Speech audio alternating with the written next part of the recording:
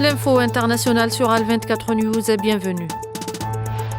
Le Premier ministre algérien Sifri Rib a été reçu aujourd'hui par le président tunisien Kais Saïed au palais présidentiel de Carthage. Le Premier ministre algérien est arrivé aujourd'hui à Tunis à la tête d'une importante délégation ministérielle dans le cadre d'une visite officielle pour la tenue des travaux de la 23e session de la Grande Commission mixte algéro-tunisienne de coopération. Par ailleurs, les travaux du Forum économique algéro-tunisien ont débuté aujourd'hui à Tunis sous la coprésidence du Premier ministre Sifri Rib et de la chef du gouvernement tunisien Sarah Zafrani.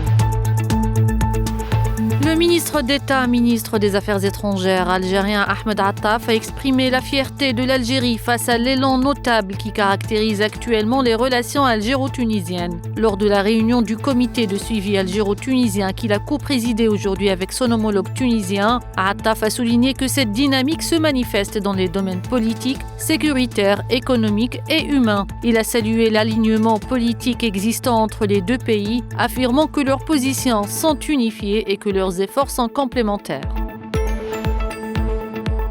Le Japon a annoncé aujourd'hui avoir mené un exercice aérien conjoint avec les États-Unis au-dessus de la mer du Japon dans un contexte de vive tension entre Tokyo et Pékin. L'opération fait suite à une patrouille conjointe effectuée mardi par 2 bombardiers russes et 2 bombardiers chinois qui ont survolé les zones maritimes autour de l'archipel. Tokyo avait alors déployé des chasseurs en réaction.